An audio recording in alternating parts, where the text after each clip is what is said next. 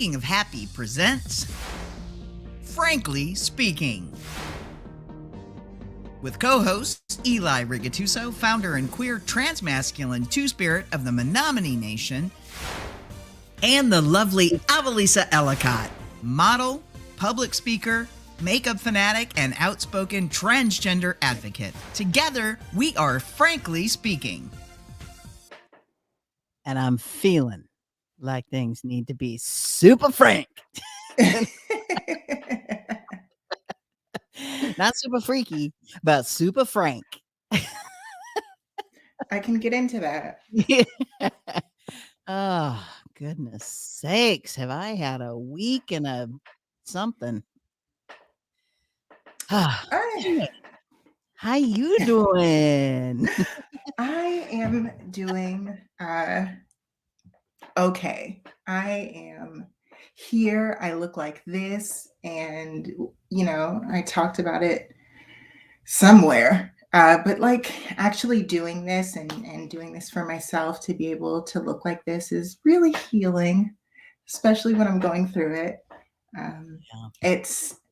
It's going to be a busy month of a bunch of things that I can't talk about.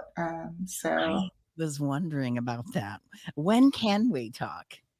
You know? No. So as cryptic as possible, I'm sorry for those of you watching because this is going to be super confusing. So hi, Mama. Hey, okay, sorry. So we have the first part that we'll be doing next weekend, and then it's about whether there will be more parts. Oh. And so once there are more parts, then I will have more information about what I can share and when I can share it. But because we haven't made it there yet, I'm very clueless about where we are in the whole thing. All right. Well, we'll cut you some slack on that. And trust me, when I can, I'm going to talk about it. Sweet. Well, we look forward to hearing all about it. For sure. I've got something fun I could share. I love your something funs. Are you ready? Mm-hmm. I did this today just because, I'm kind of goofy like that. I learned something new in Adobe. But I'll just play this and then you can just see what I'm talking about. Ready? Okay. Oh, it looks like your video file doesn't have a video. What? Jeez, Louise. Okay, hold on. Well, okay, fill time. Got to do some filler here. I got to run one quick thing here real quick, and then I'll make this work. If it's the last thing I do. Yeah, so I can definitely talk about shopping and how much I love and hate the experience of shopping. I'm fairly thin. I have a really amazing body that, is one of those idea type of bodies. And so anytime I go shopping, it's fairly easy to find something, but I very much have a Barbie body where I'm a little bigger here, very small here, and a little bigger right here, and then a little big in the shoulders, which I like to hide from time to time.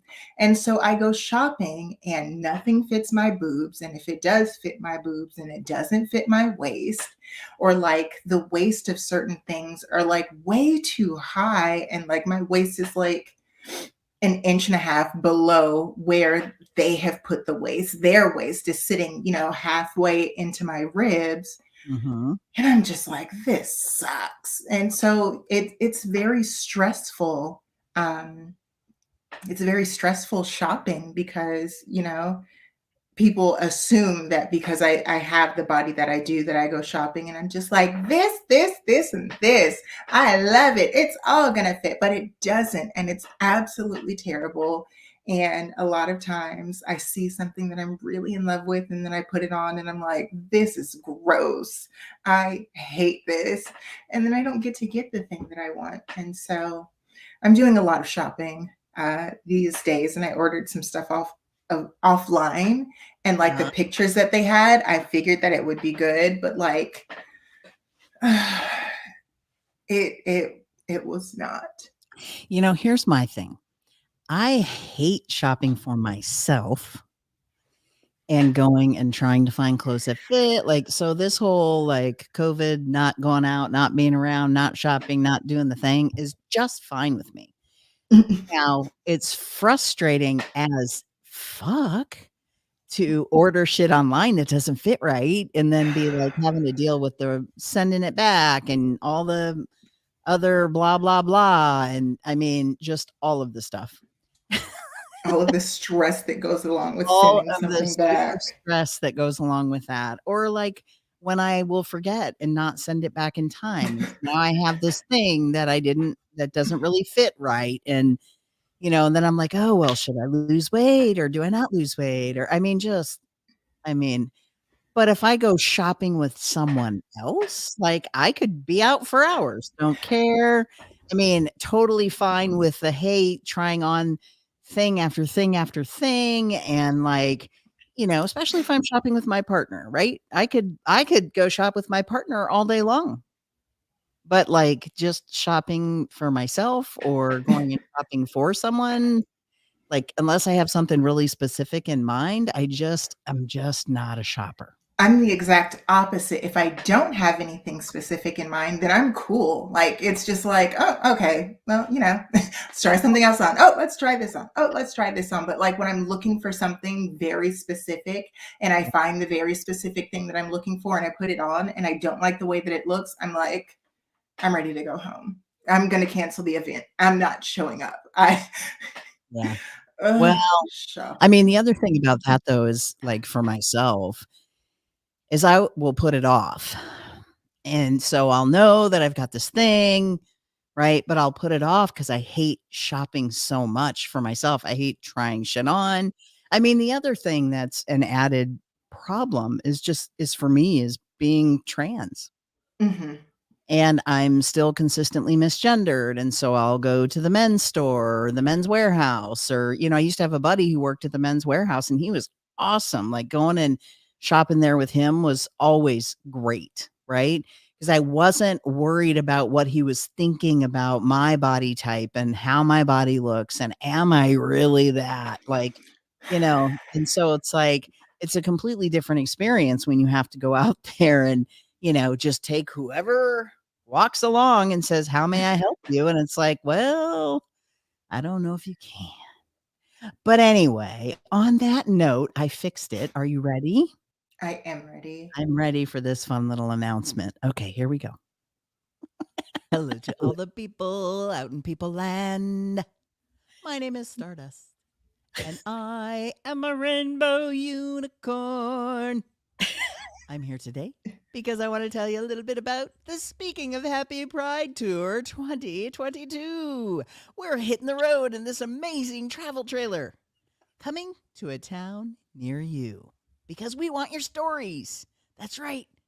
All of them. Every single one. Bye. I love it so much. I love it so much. Like my cheeks hurt right now. I still have to figure out how to do something with my hands. I'm like the character animator. I'm gonna pull it up again because it's like I love that. Like it totally easily matches to my facial expressions and stuff. So it's following my head movements. And like when I turn my head, it's like my hair flips from one side to the other.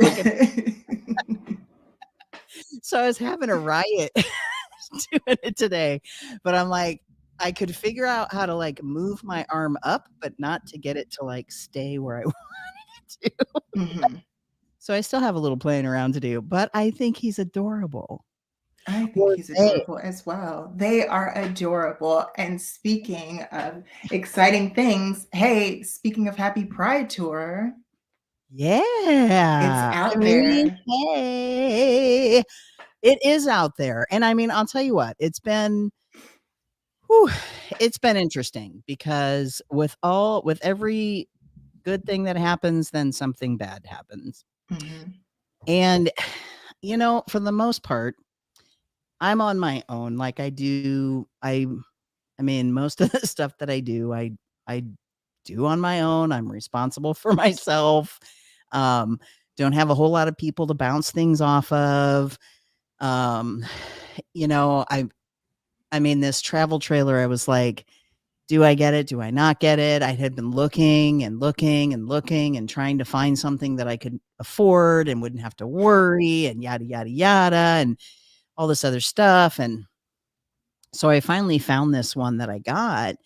And I didn't want to end up having to make payments on something. I certainly didn't want Mhm. to buy a new travel trailer and be going down the road with a new travel trailer and taking it to events where people are getting in and out of it all the time. And, why spend that kind of money on something that might last a season or two, right? Mhm. I don't know how long this is going to go on. But anyway, there's a spot on the front part of the trailer um on the passenger side where they like took and put a whole bunch of it's like a sealant, but it's not necessarily like it's like a chalky kind of like or rubbery kind of sealant that they Mhm. put on the front of this trailer because they were like, oh yeah, a tree fell on it and like we just did this. There's no leaks. It doesn't leak. La la la la la. And I'm like, oh well, you know what though? There was damage already done, and what they did is they concealed the damage. Yeah. They concealed the damage on the inside, um, on the lower part, like, so basically so I took it to this guy today, who I just wanna, kinda give a shout out to AC Nelson Camper World and, Jeff, the guy that I met with, because first of all, I called and he was, like, amazing. He's like, "Well, can you bring it out here? How about next Tuesday? Bring it out. I'll take a look at it and I'll tell you honestly what I think." Okay, great. So I drive it out there today and he comes out and he's like, "Ooh, Eli." He opened up the little compartment on the one side and he says, like, "Look at this. Like there's some like because basically what these older trailers are is their frames that then have insulation in the wall, but then this metal that goes over the top. Mhm.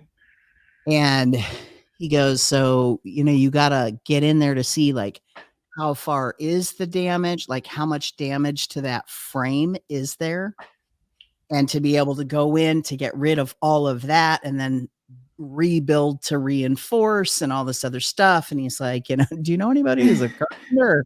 I'm like I'm like, "Well, I mean, I know a couple of people who are," and he goes, "Well, look," he goes, "what I would say is wait until the end of the summer, and this is kind of a fall winter project because it's gonna probably need some time to set once you go in there to do whatever you're gonna do to fix it, if you can find a place where you can do that." But it's like every time I turn around, I'm trying to figure out, "Where am I gonna park this thing?" Like right now it's parked across the street from my house on the street, and my truck has to stay attached to it. Otherwise, the city will come over and be like, you got to move this.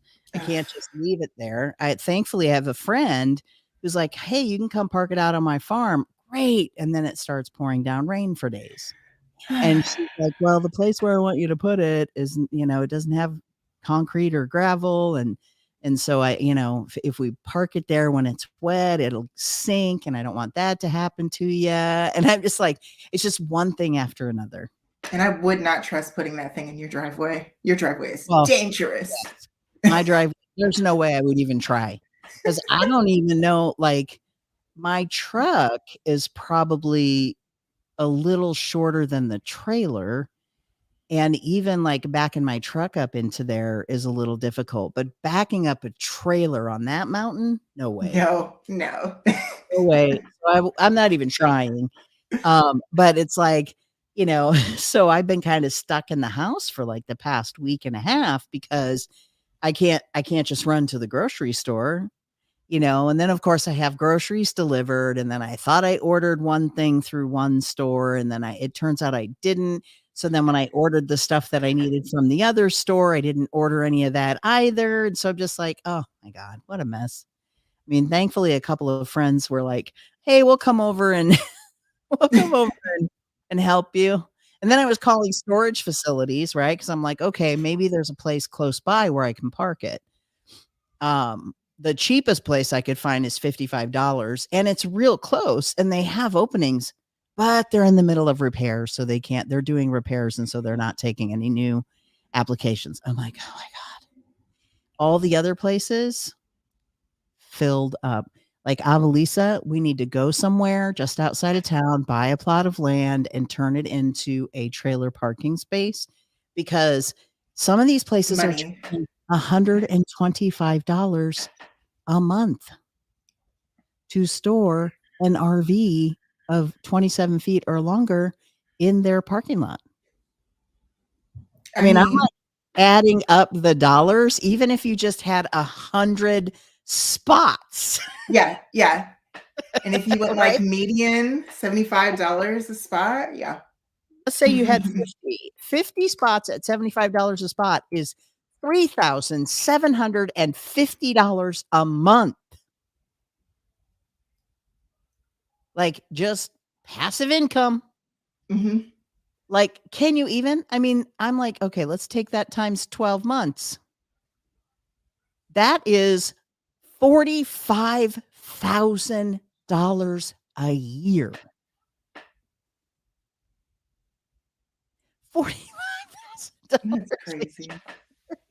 I'm like, I need to find a plot of land somewhere where I can maybe I'll just find a plot of land, live in my RV, sell my house, buy the plot of land with the money from the house sale. Mm-hmm.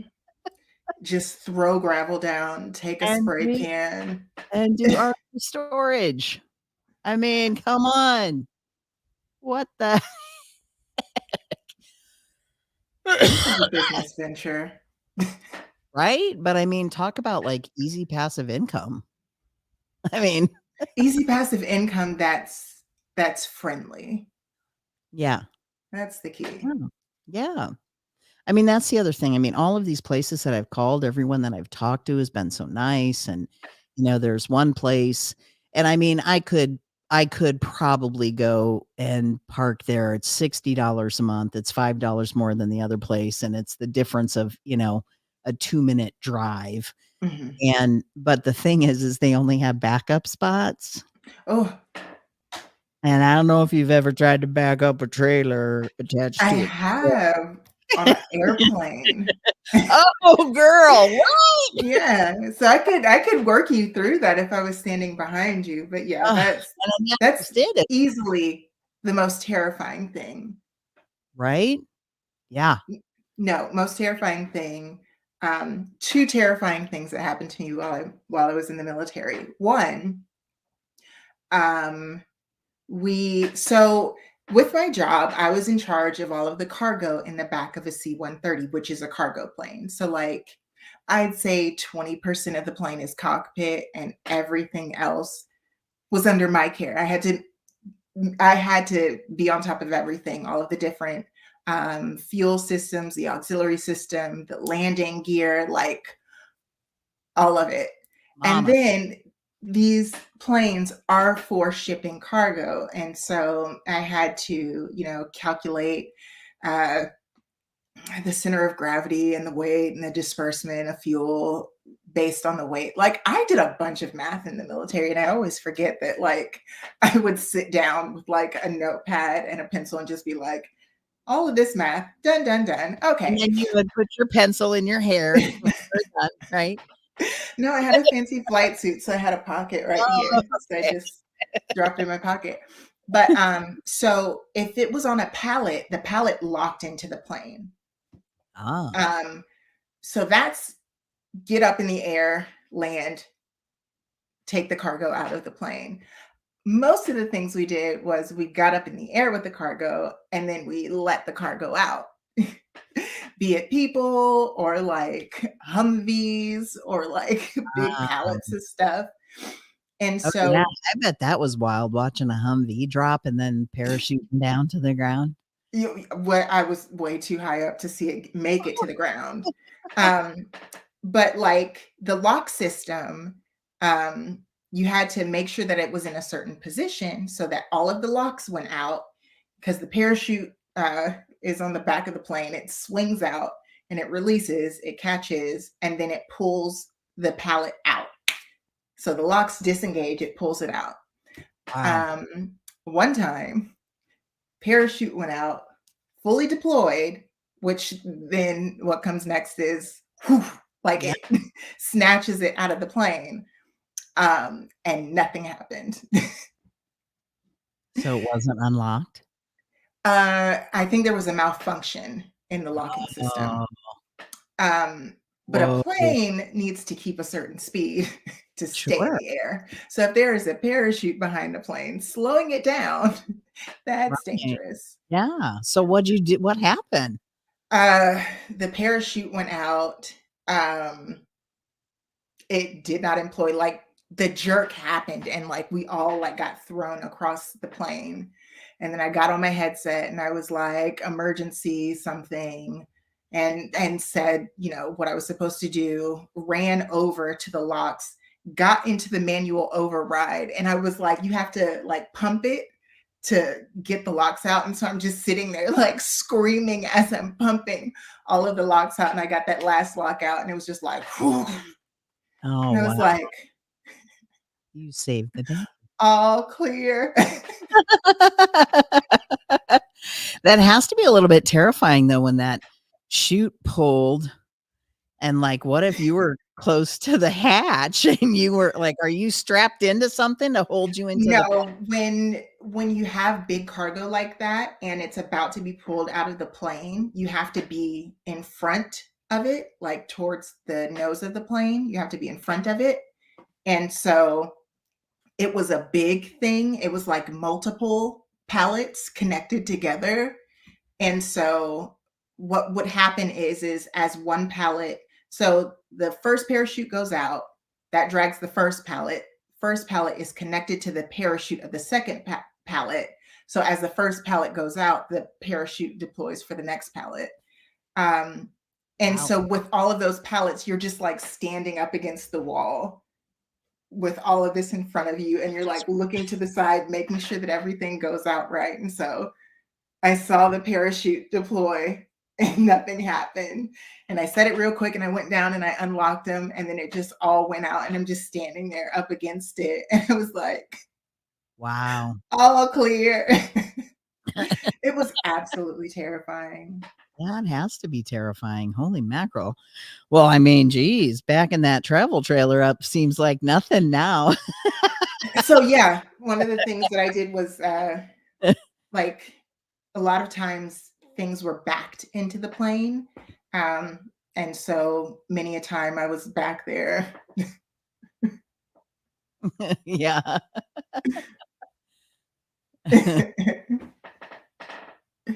Wow. Had to learn the physics of which way a car needs to turn to get the trailer to go certain Yes. ways. Yes, because it's opposite. Mhm. Like if you're So trying to get it confusing. to go one way, you have to actually turn the steering the other way to get it to go that way. It's not this. Mhm. And And then so, to straighten it out is a super hard correct, and then you have to straighten your yeah, it's a lot. It's too much. yeah. I mean, it's a lot. I mean, my dad actually taught me how to, back up with the trailer. He was always pulling trailers for different things. And so he was always like throwing me in there. All right, back that thing up. Are you sure? I mean, hey, let's go My for it. my nickname was a name normally associated with someone who's a little bit clumsy. and accident prone. So I'm like, and you want to put me where? Behind the steering wheel of what? Okay. Yeah, let's just see how this goes. But hey, I mean, that's one thing. If I will say one thing about my dad, I think that deep down inside, I think I was the second son that he had always wanted. Mhm. And he treated me as such. I mean, he had me doing all kinds of things. So anyway, but hey, I wanted to talk a little bit about this Pride tour. Like, this is really super, super exciting. I mean, like I said, been some rough stuff and there's been some good stuff. And Mhm. some of the good things that are happening is, first of all, the Winnebago Two Spirit group. There's an organization up on the Winnebago tribe in Nebraska is having their first annual Super Pride Carnival on Awesome. Friday, June 3rd. So Friday, June 3rd, the travel trailer is going to be zipping on out to the Winnebago tribe. And when I messaged them and said, "Hey, I want to bring this out," and I shared pictures, and they were like, "Oh my God, yes, bring it!" They were so excited, and I met with them yesterday actually, and we had a conversation about what that would look like, and they're just super excited and already have some folks in mind for me to interview while I'm up there, and so I'm really super super stoked about that. And then they were sharing about Sioux City's Pride. They were like, "Well, I think their parade is the next day." Da, da, da, da. Well, it turns out their parade is actually the day before. So I am going to go to the Sioux City Pride Parade on Thursday, June 2nd, then go to Winnebago, and then come back for Sioux City's Pride Festival on June 4th. So that I'll be there for their street festival, which will be super fun. I have messages out to Des Moines Pride and Twin City Pride, although I may be canceling Twin City Pride because you and I are working on something special with the Benson Theater. Mhm. We are not going to officially announce it yet. We've got some plans in place, but that might be happening end of June, also beginning of July. There's a couple different things that we're hopefully planning there. And then I will be at the Lincoln Pride for their parade. I'm still trying to figure out a way to somehow be somewhere near the festival and potentially get interviews with folks, but they basically aren't going to accommodate me having the travel trailer in their festival. So it is what it is. Mhm. Then I'm going to go to Rapid City, South Dakota, July 8th through the 10th. I'll be at Black Hills Pride. And then I will be returning to Omaha, and we'll be in Omaha for Heartland Pride, July 15th and 16th. And here's what's really super dope about that is that when I reached out to Heartland Pride, they were like, "This is amazing." And I said, "Well, look, I want to be in the parade, but I also want to be there at the festival, but how can we make this work? Like, I'm fine if I have to park outside, but can I be somewhere where it's really noticeable?" So I'm thinking, here's this big travel trailer, which next to the CHI Center is going to look really tiny. But I was like, if it was parked there and people that showed up to come to the event saw this big, huge pride flag when they were coming in, I thought that'd be really dope, right? Mhm. Well, then they were like, "Well, the CHI Center is really persnickety about parking on that walk, yada yada." And they said, "We'll talk to them about what other options are available." So then they get back to me and the gal is like, "Hey, Eli, like, would you be okay like parking inside?" And I was like, "Well, yeah." I mean, if that's what you wanna do. I said, "But wait," I said, "I wanna be there Friday night for Youth Pride, but then I wanna be able to pull it out and be in the parade the next day and then come back on Saturday for the festival." Mhm. And they were like, "Well, here's the thing, like, the space that we have is, like, now, I think 4 times larger than what at Baxter Arena, where they had the, vendors at." And Mhm. so they were like, "We have plenty of room." And I was like, well, heck, they do travel trailer shows there all the time. So there's got to be an easy way to get in and out, right? And she's like, yeah. She goes, we'll just work with them. And so I'm super stoked about that. So that'll be really fun because they were like, we're looking for some ways to have some really cool backdrops. I'm like, this is like a perfect selfie mobile. Are you kidding me? So they were like, yeah, we want you there. So I'm super excited. And I'm going to be working with Heartland Pride as well, helping promote their event kind of along the way. I'm going to be talking to them at their next board meeting about that. And then there are a couple of really cool events happening in September. Norfolk is having their second annual Pride at Norfolk, Nebraska. And I was there for the first one. And I'm going to be here for the second one, but a big bang, big splash for that. And then there is a powwow in Omaha on September 24th that I'm hoping to be at. I shot an email off to the person who's in charge of that, and I just haven't heard anything back yet. So yeah, so I'm super excited. If anybody happens to be watching and you have a company or you work for a company that you think would want to sponsor this, we do have space on the back of the trailer for sponsorships, and you can certainly contact me and we can have a conversation about what that might look like.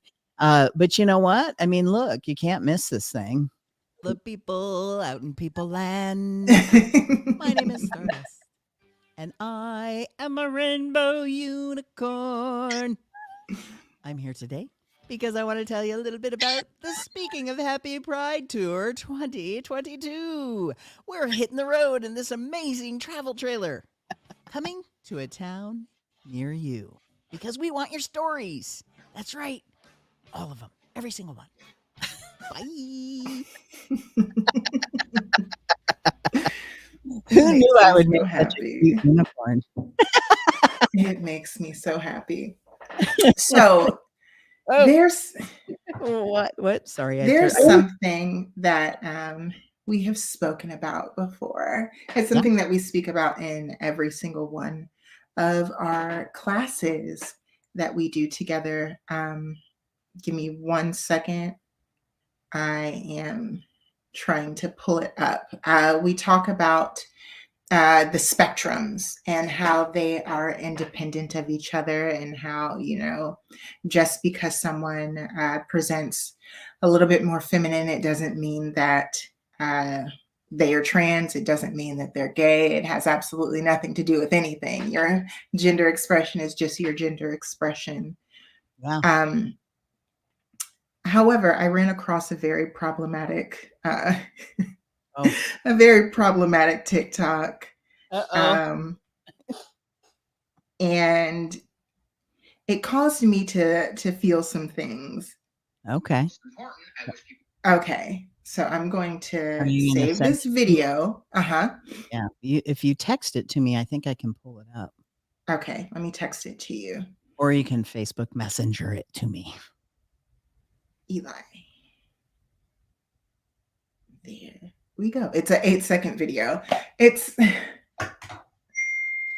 an 8-second video. Let's see. I'm also going to grab the original video.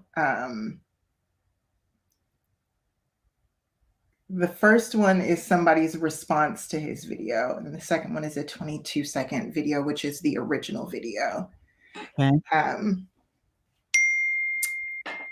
There's the original. Did I play the original first or the 8 seconds? The 8-second one first. Okay, so let me pull this up.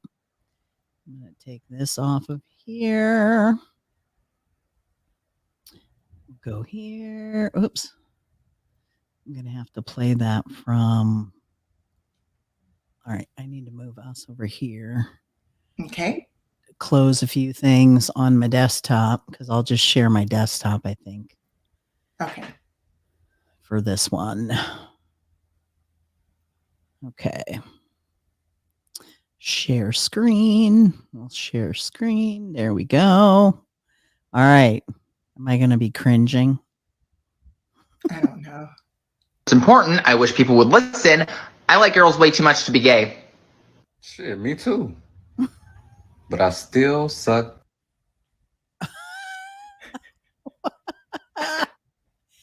Okay. Oh.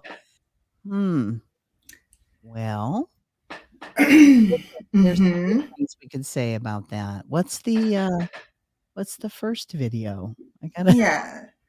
Take a peek at that original video. Okay, let me just go back here. So I'm gonna unshare my screen for a second. Okay. All right. What in the I'm already seeing this. Okay, so this is the other video. So this is him responding to that comment. Is he trans? I think he's gay, not trans, but they always say that homosexuality is a sin, but he'll excuse his own sin and judge others. What? So I get asked this a lot, and I would prefer not to be asked this again, but I guess here we go. First of all, this is the first time I've been asked if I was trans. I am not trans. I identify as a man because I am a man, and that's how God created me, so that makes me a man. And secondly, and most important, I wish people would listen, I like girls way too much to be gay. Mm. You see how that Yeah, how that there's a couple of things.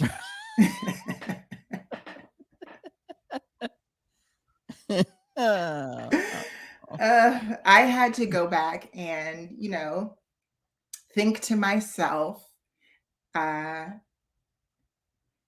I cannot judge him based on his expression. I cannot say that he is gay because his expression is somewhat feminine. I can't say that he's not interested or attracted to women. But he's problematic as fuck. Yeah. Real bad. That's not the first time he's shown up on my For You page on TikTok. But it's just like, Well, I mean, I look at it so I look at it like this. There feels like there's the message of like, especially when he brings up the God doesn't make mistakes shit. And it's like, okay, I totally get that. But if that were the case, then I am not a mistake either. Whether you want to believe it or not, I am not a mistake. You, Avalisa, are not a mistake. Trans folks are not mistakes. Gay people are not mistakes. And so, like, his thinking is flawed on multiple levels. Look, if you are a feminine cis man who is into girls, congratulations. Mhm. Happy for you. But why do you have to tear other folks down just because people are saying you're too feminine to be straight? You're too feminine to be cis? I mean, so? And the thing is he tears other people down on a regular basis. He is self-proclaimed hard right type of person, and so half of the shit he says is ridiculously problematic. And before he said anything about his sexual orientation, I did fall in the box of being like, oh, so you're one of those gays that hates the gays. And then, I saw that video and he was like, I love women too much to ever be gay. And it was like, it just feels like in you identifying yourself and proclaiming who you are, you have to tear other people down. Yes. The lady doth protest too much. Too much. And too aggressively. What's really going on here? The man doth protest too much. I think, and I mean, again, historically, we've had so many right-wing fundamentalist folks who have attacked us for being trans and have attacked folks who are LGBTQ or, just onslaught of attacks. And then, oops, caught in a bar. Oops, caught having sex with the boy when they went off to whatever convention and they hooked up with somebody from, they swiped right or whatever. And then they're like, Okay, I am. Yes, sorry, Yay. guys. It's just, and it's like I think that there is merit in being yourself and having ridiculously problematic views. Good on you for standing up for what you believe in, even if it does tear apart a community that you're a part of. Like, I am not the type of person to be like, oh, I can't have a conversation with a Republican. I can, as long as there's respect on both sides, I can have that conversation. We can disagree. And so if somebody in my own community, I know there's a trans girl, a white trans girl who is hard right, is like anti-kid, There's a lot of them. getting hormone therapy and being on blockers, like one in particular. And I don't like that bitch. So she's anti hormone blockers and she's trans, but she's against all these things? Yes, for children. What? For Okay. children under 18, even though she transitioned young. Who is this person? Her name is Blair something, Blair White. And it's so sad. That's not ironic either, right? It's so sad because, she has been invited into these conservative spaces, and where it would be, an excellent opportunity to get someone else's view and understanding on things. She's usually the punchline of their joke, and they say absolutely terrible things to her. And I'm like, this is your people. This is your tribe, and they're treating you like this. Like, make it make sense. Please make it make sense for me. Yeah, I don't know if it'll ever make sense to me, because how can you be a part of how can you even want to be a part of something where people are using you as a butt of a joke? I mean, if you've got that much money that you don't care who's making fun of your ass, then fine. But I don't get that. I don't understand it. I will never understand it. I don't know what kind of like deep self-loathing is going on. Yeah.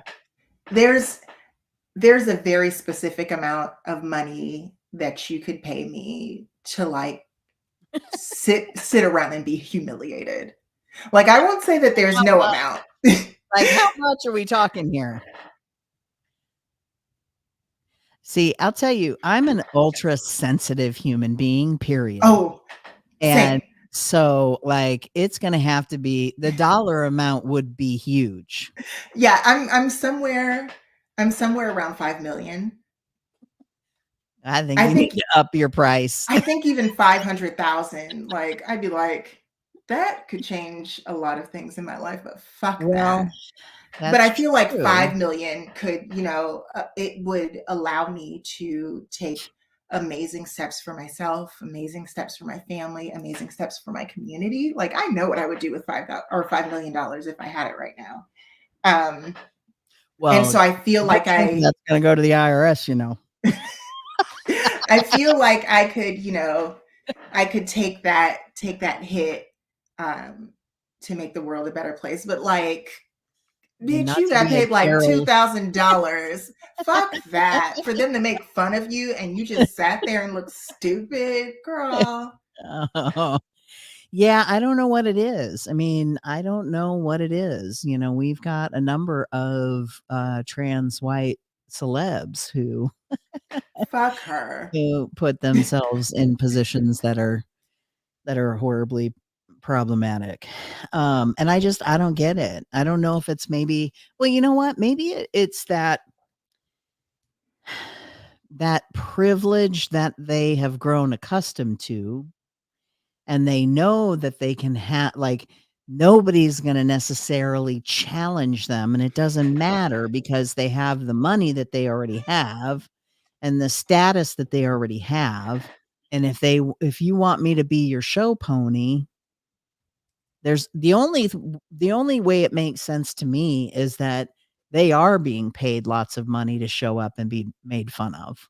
I think a bit of it is delusion, and I think they take the cis white male privilege that they experienced before transition into these situations where they feel like, regardless of what anybody says, they're going to be in the right.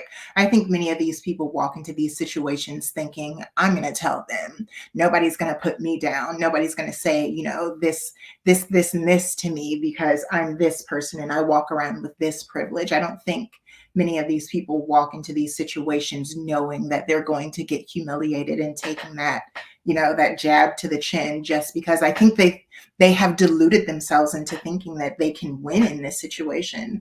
And it's like, what you don't understand is the second you decided to transition, that privilege went bye.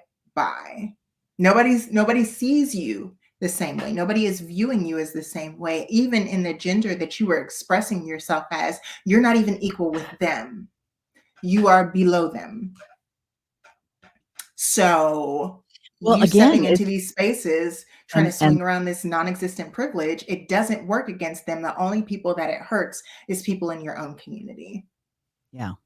But I also think that you're right. They're so disconnected to what it is to be someone who is multi-marginalized, right? Folks who are Black, brown, and indigenous, even prior to coming out as trans, have already experienced a whole bunch of biases, stereotypes, and bullshit and racism. That's before even coming out as trans. And most of us don't have access to some of the healthcare and some of the things that those folks have had access to since they were younger. Maybe not what's her buckets. I won't even say her name. I just can't. I got a hot take. Okay. And I've been thinking and ruminating on this. I think I actually said something to you about it. People who did not, trans people who did not experience queerness before transition really need to catch up. Well, Erica asks a really good question here. She says, how do you handle people being anti-gay or trans, thinking that it's wrong and nasty, etc.? I'll tell you, Erica, one of the things that I think about is this. If I'm having a conversation with someone and I can tell by the questions that they're asking, they really do not care, that they really are not movable on their, and I'll be honest, my brother is one of those people. Although he tries, he still gets it wrong all the time. He still will apologize, but continue to behave in the same manner. He will still be hurtful and just be like, again, the same rationalization. It's like, oh my God, I knew you this way for this long and now blah, blah, blah. And I'm like, it's been this way for 6 years now. Like, how many years is it going to take for you to pull your head out of your hiney and just not be a jerk? Mm-hmm. And so there's this, I went to this conference once and they talked about, there's the 20% of folks who are totally on your side, always on, like, supportive there, doing the thing. There's the 20% that are absolutely against and will not move. And then there's the 40% in the middle, right? Or 50% in the middle. 60. My math, 60%. There you go. So there's those folks in the middle. They are movable, and it might be one response to a question away from moving them one direction or the other. And so it's a matter of, in response to what Erica's asking, it's a matter of trusting your gut when you're having a conversation with someone who is being very anti-gay or trans and just really being nasty about it and think it's wrong. And there are certain things that I've said to people where I'm just like, look, I don't know why you would be so mean about it, because there is no reason to be so mean about it. Like, you're a jerk, but I can walk away from you. And I'm not going to sit over here and try to change you. I'm not going to try to advocate against you. I'm not going to try to pass legislation against you. Like, I'm going to just let you live your life as ugly, gross, and nasty as it is, I'm just going to let you live your life. Why is it so hard for you to let me live mine when it Yeah, literally has no impact on you? my thing is if someone is being transphobic or homophobic and I bring it to their attention and they at least put on a show of some sort of respect, I will continue to have that conversation. I'll continue to, Mm. to talk with that person. But if someone is going to disrespect you, and this is just in general, if someone's going to disrespect you, you don't have to be a part of that conversation.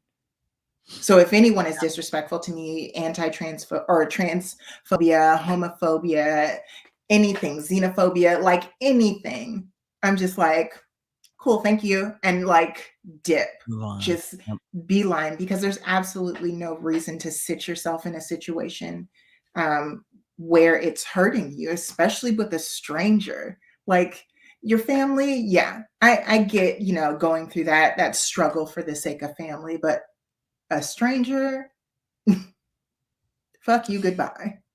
Yeah. And the other thing is that, I mean, family.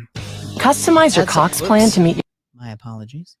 The other thing is that when it comes to families, I I usually try to stand my ground and stay confident and say the things that I need to say, or I know when to kind of let it go and not push it, because I know it'll escalate and can escalate very quickly. And so I've learned to, pick my battles, I guess. There are times when I don't do it well, and then there are times when I do. And then there are other times when I'm like, you know what? I'm just going to choose not to go to that gathering because I just don't have it in me today. Yeah, I think a lot of my family feels like I'm ashamed of them or something like that. And it's not that. I absolutely love my family for who they are. However, I know the way that I feel in situations with a lot of my family members who haven't put in the work. And though they are open minded, every time I see them, they're still dead naming me. They're still saying he this and he that. Mhm. That's not good for my mental health. Yep. And as much as I love them, I will love them from afar and protect my peace. Yeah. And at the end of the day, like, I think for me, I made a very selfish decision to live for myself and not care about anyone else and what they think and how they feel. Obviously, like if I was still living for everybody else, I would not be here. And so, Ditto on that. so,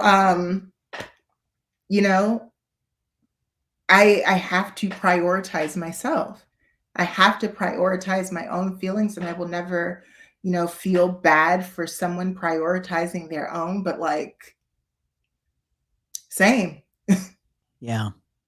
Yeah, and again, it's one of those things, like, I don't always, in regard to family, I don't always walk away completely. And I've even had people say to me, family members say to me, "We love you and we appreciate you and we see you and we honor you." And then we'll go be somewhere where there are other people who are not family, and I can tell that the people that are with me that said, "It's cool, it's all good and it's great and you're fine and I see you," but they will misgender me in a crowd Mhm. or at a restaurant or somewhere where there's someone who is not immediate family. And that is, to me, it's problematic, because it's just like, no, you really don't see me. And are you embarrassed that you have a sibling who's trans? And so now you're being really careful around other people, because what are they thinking of you if you use male pronouns for me? Right. And in that situation, the best thing for both of us is for us not to have this situation. Right. We just don't need to go there. I mean, I also tell family, I'm like, look, if you're not around me, then you don't get to practice, right? You don't get to practice getting it right. But then you also have to understand that when you get it wrong, I am going to say something. What's Yeah. more embarrassing, being at a restaurant where you misgender me in front of the wait staff and I correct you? Or is it more embarrassing for you and I to just be sitting in my house enjoying a dinner and you misgender me and I correct you? It's probably less embarrassing to do it here at my house or over at your house than it would be to be out in public. I had a friend actually, and I should say not a friend, but and you know what? I'm going to just tell the story. No, because this is frankly speaking. I was literally with the president of the university I work at, and we were in Washington, D.C., and we went to dinner. And there was another person who also worked for the university at the time, who no longer does, who was with us.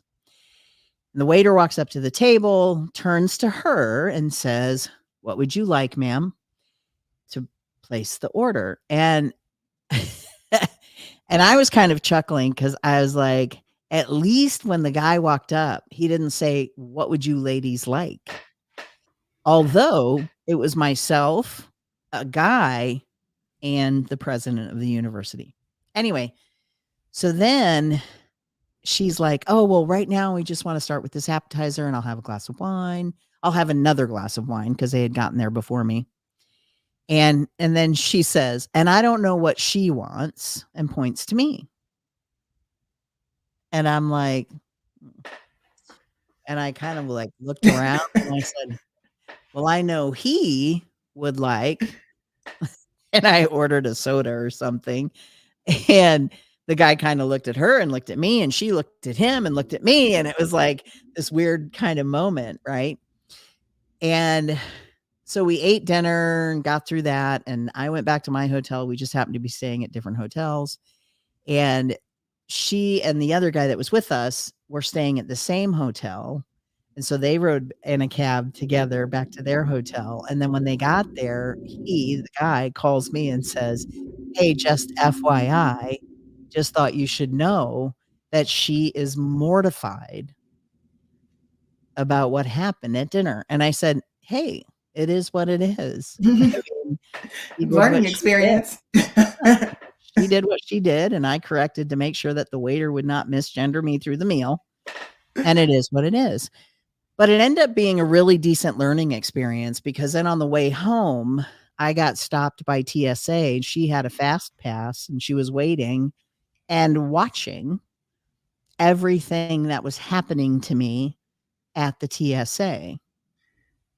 And it was a good 20-minute, like almost to like, "We need to strip search you," until the manager came over and looked at me, looked at the woman who was already like patting me down. And he says, "Did you scan him as a woman or a man?"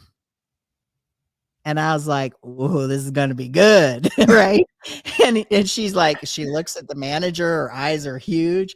"As a woman?" And he goes, "Sir, could you please step back inside?" And I was like, "Sure." Hands up. Right. And the little green, I got the little green mark in my crotch area, which means good to go. And he apologized.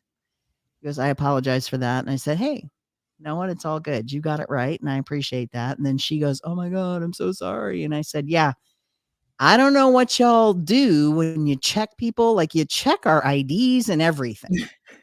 My ID says M for male. Don't know how you missed it." I said, "I thought something was wrong when you started touching me, because you're not supposed to be." And she's like, "Oh my gosh." And I just was like, "Next time, just check the records. Don't make an assumption."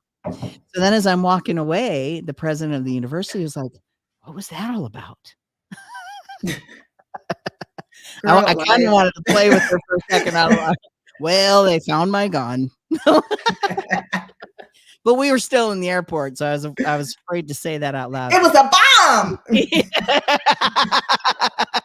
And now we're both arrested.